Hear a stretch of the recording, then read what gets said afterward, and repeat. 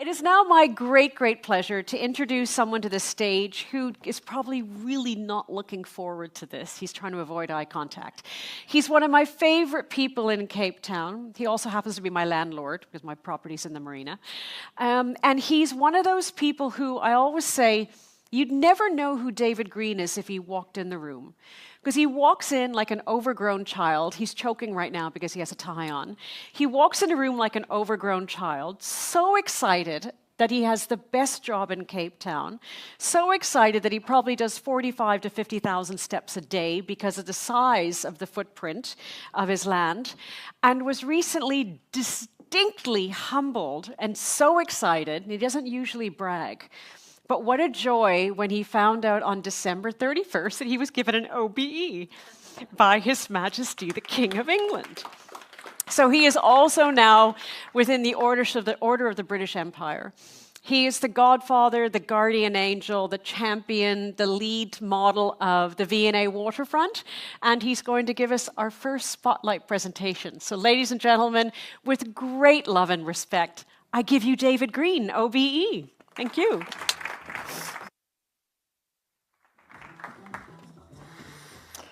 Thank you, Anita. That was a deeply embarrassing and built up huge pressure, but I am deeply honored and delighted to be with you today. There we go, that's good. I think it's very fitting that I add my welcome to all of you here to South Africa, to Cape Town, to the V&A Waterfront neighbourhood. I think it's very fitting that we're holding this G20 summit, investment summit, here in Cape Town, here in the waterfront.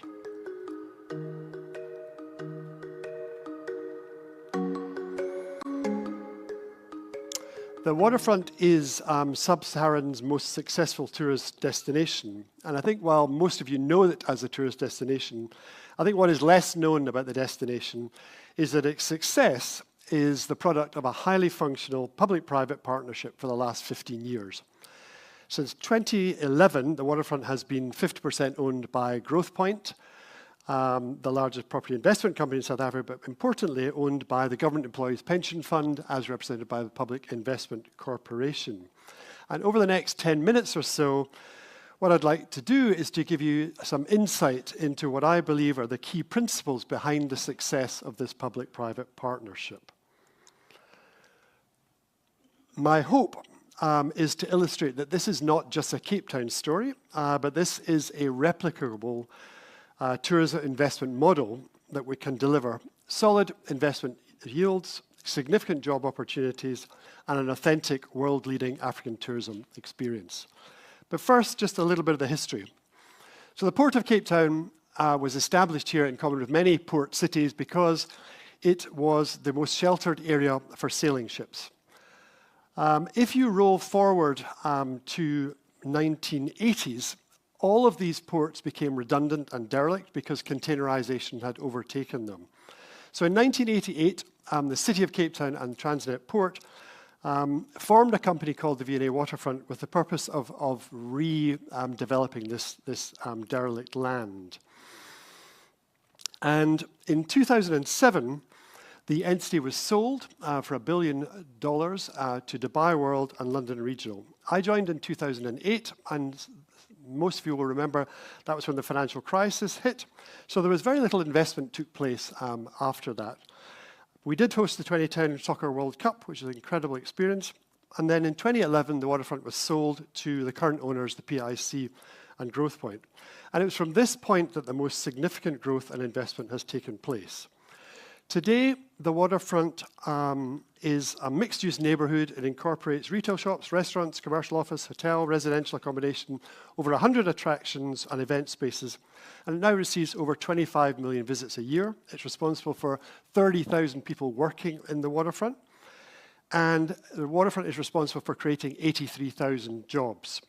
It is the single biggest concentration of economic activity within the province, and importantly, it's the home to almost 450 SMMEs. So I've identified 8 principles that I want to talk to you about. First one is, and I feel they're all relevant to the kind of conversations and topics that we've been listening about. The first one is that it's supported by long-term funding. Many projects of this nature can find initial funding, but they struggle to find continuity of the funding. And I think one of the critical things here is that the land ownership was preserved. And what that means is that as you develop the precinct, that the capital appreciation means that that will support the future funding. So the owners have to look at this as a long-term project, and they have to look at it as a capital appreciation and income yield project. And I think that's a critical success in this project. Excuse me a sec.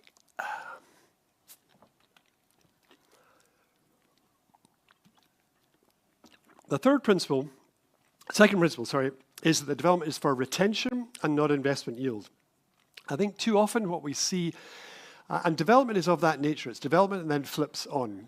The secret of success here has been that the development has been consciously done with a view to long-term ownership and hold within long-term holders, such as pension funds, such as the Growth Point investment.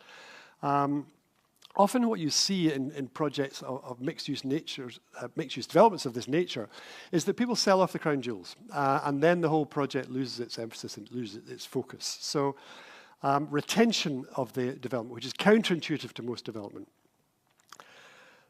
Third one is that we operate a shared value leadership modality. And I think we often, when we're talking investment, we're talking success, private partnership, one of the most critical things is the leadership. And what we've evolved and developed here is this thing called a shared value ecosystem, which is a leadership culture within the organization.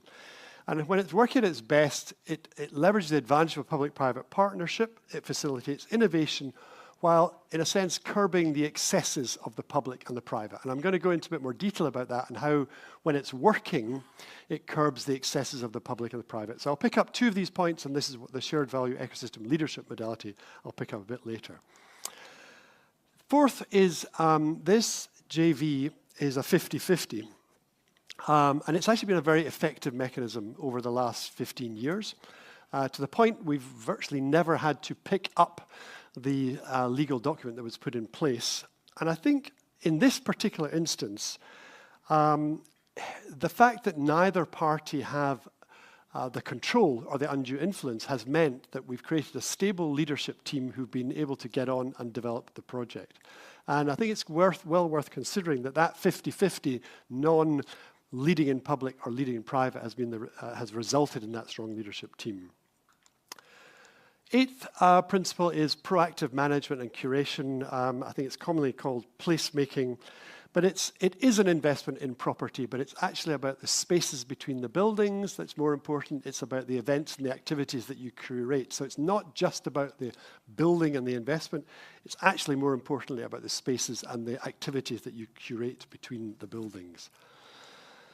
Sixth one is an authentic and clear and primary focus on locals. It is a tourism-driven project, but it is the focus on locals. They authenticate the investment for the tourists, and people are more and more seeking these authentic tourist experiences. They're not seeking tourist traps. So primarily, we look at how does this impact the locals. 55% of the visits to the precinct are locals and 45% are tourists. The seventh principle is a focus on specific ecosystems, and I'm going to talk to this a bit more. It's one of the two things I will talk to. But the precinct needs an identity, and it needs a purpose, and it needs to have something that differentiates it. And what we look at, and every precinct will be different, but we're looking at what are the ecosystems that are going to drive the economic growth and the job creation. And we look at food, retail, art, craft and design, ocean economy, and sustainability. And I'll unpack that in more detail. But I think that focus is what gives rise to the differentiation, gives rise to the kind of magic and the realism about the investment. Final one, which is particularly important in public-private partnerships, is a clear understanding of the sphere and boundary of influence and the locus of control. And what I mean by that is, what do? We provide a platform to showcase the best of South Africa. We provide a marketplace opportunity, and we provide space and property. a major challenge facing public-private partnerships is that people look to these partnerships to resolve all the public sector goals. And while that's laudable, often what happens if you're dragged into all of the public sector goals, it suffocates and distracts the organization and takes away the sustainability from it. So in a sense, by being dragged in all these different directions, it's self-defeating. So I'm going to pick up two specific principles that I've been talking to. First one is this shared value leadership modality. Simply put, this is the culture that you create within the organization. And I think it's a key differentiator in public-private partnerships. While the primary focus is commercial gain and sustainability and yield for the investors, every project we look at, everything we do, we look at through the lenses of opportunity. What is the job creating opportunity within the project? Inclusivity, how does the project enhance the opportunity for previously disadvantaged groups? And finally, sustainability. And I think what I'll show and hopefully demonstrate is that if you are a purpose-driven organization as opposed to a purely shareholder-driven organization or a government entity, if you are purpose-driven, that unlocks people to create and innovate because they're not just creating and innovating for shareholder value. They're creating for the opportunity you're creating. They're innovating for sustainability and they're innovating for inclusivity. And I'll talk to you about how that innovation has come through. And I would argue that you attract the best people. I think we often talk about public sector and private sector leading. The secret within the waterfront is that we attract the best people, people who are purpose-driven, and they come from the public sector and they come from the private sector. If you create that and allow them the freedom to innovate, that's where the ideas and the innovation comes from. So you create an environment that allows inclusive growth, and you allow people, because these innovations and ideas are all going to come from the people, so you create that environment for them to come up with these ideas. You're freeing the management from the excesses and evils of investment purely for short-term financial gain, and also there's the strictures of a public sector. So, it is down to the leadership and the people. There's a lovely expression, if you're in an organization where purpose is at the heart, your purpose is not what you do. It's the thing that happens in others when you do what you do. And if you can create that environment with public sector, private sector, that's what leads to the innovation and creativity. And that, as one of the earlier speakers said, that's what supports the financial success and the continuity of it. So I'm going to look to the ecosystems that we focus on. These are the specific ones that we've come up with. I think this model is replicable, but you need to identify what are the areas of focus or ecosystems that you concentrate on based on what's going to create jobs and what's going to lead you to growth. So I'll go in and look at them, and I'll give you examples of the innovation and creativity that's come in each one. So food markets are incredibly important for inclusive. They allow tourists to interact with locals. Waterfront has the Oz Farm Market. Now, it's one of the top 10 farmers markets in the world, which is insane. I mean, how many tens of thousands of farmers markets are there in the world? So here in the tip of Africa, to have one of the top 10, and that comes from fostering a climate, a leadership modality that allows that innovation and creativity. Other project we've got, it's the only one in Africa, is a food incubator. So this incubator is recognizing there's a lot of entrepreneurs that have an idea and a concept, but the gap that needs to be bridged between them taking that concept and idea into a sustainable business needs to be filled. So as an organization, we are profit-led, but as an organization, we identify in collaboration with our tenants that we need to foster the ecosystem. So we created this food incubator. Food incubator is an enormous shared kitchen, and we run a cohort program to train and develop the people with the ideas. We allow them to set up and trade for 6 months, and then ultimately they open up their bricks and mortar. Retail marketplace, we provide over 750 retail marketplace opportunities, and that ranges from the kind of international luxury outlet right down to the small business trader, market trader. But the critical thing here is that we focus on the small to medium-sized businesses, the 450. We give them a huge amount of collaboration, assistance, and training, and we give them this pipeline where they can grow and develop their businesses. Art, craft, and design. There is an extraordinary art, craft, and design talent within South Africa. So again, looking at that ecosystem and what does that ecosystem need? And we identified the need that it needed a focal point, it needed a single location, and we created Africa's largest museum of contemporary art in the Zeitz Mocha. In addition to that, we've created, and we very, very proactively curate the Watershed, which is Africa's premier art and craft market, 120 small businesses, 365 brands, called the Watershed. In terms of ocean economy, we identified the need within the ocean economy for the opportunity of cruise terminals. So we've created the cruise terminal something like 7 years ago. For the last 3 years, it's been voted Africa's best cruise terminal. In fact, the first cruise liner is here, although behind you, you will see the first cruise liner of the season. Every year, the season gets a little bit shorter. But it's these kind of unconventional and innovative ideas that comes from focusing on these ecosystems. The aquarium is long established. It's one of the finest aquariums in the world. It receives some 500,000 visitors a year. Yeah, it's got almost 3,000 marine creatures. But the sort of passion and the innovation that happens there is at the point where they create the marine biology curriculum for the country. Sustainability is the final ecosystem that we focus on. We have the largest concentration of sustainable buildings, something like 16 in one area. At the other end of the extreme, we've innovated and created a building that is built out of 90% sustainable products. So I think that gives you an idea of how you bring public-private together. You create this environment, you focus on these ecosystems, and you actually allow people to innovate and create, you collaborate, and you can produce these kind of very differentiated products, which a conventional private sector, I would argue, would probably never do in there. It's very much about a long-term approach and freeing people to do the good purpose work that they want to do.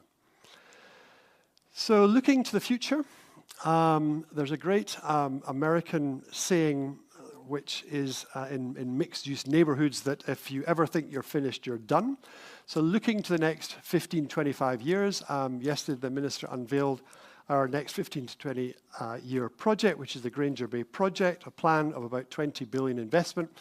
We'll bring an additional 15,000 jobs to the site, create an additional almost 50,000 nationally, and it's going to be residential-led and housing for some 6,000 people.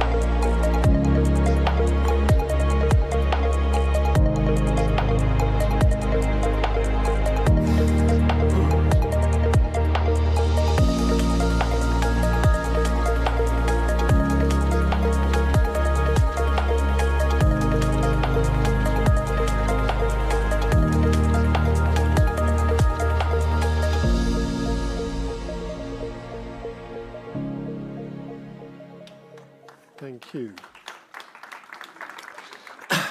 So just briefly, critically, what's interesting about this project, two particularly differentiating parts of it. So here we're at the tip of Africa. You've got a very hostile coastline. You need coastal protection. You have 7-meter waves coming in. So we have to put that coastal protection in place. But these hostile weather conditions are only 5% of the time. So most of the time Cape Town is like this, it's benign. So what we've done is we've got designers and we've got the coastal protection people together. And for the first time, we think ever, we've designed the coastal protection with public amenity and accessibility in mind. So it'll have rock pools, swimming pools, paddling pools. So for 95% of the time, it's a piece of public amenity and it allows access to the water. And for the other 5% of time, it's closed off as a protection. That's the first part. The second part of it is that we're creating a bay. It's going to be a center of marine ecology, because in sustainability, I think we're aware of the dangers of the built and the unbuilt environment, but the next frontier in sustainability, and I'm meaning sustainability for the planet, is ocean sustainability. And the fact that 60% of the oxygen comes from the ocean, we are unaware of just how much damage is happening there. So the idea here is to create a model of ocean ecology to allow people to prototype and experiment their ideas. So we've taken a baseline on this, and then we'll cluster in organizations who want to trial projects, artificial reefs, and we'll foster that kind of community in there. And importantly, it will be accessible to the 30 million visitors who come to the waterfront, because most of what's happening out in the ocean is inaccessible.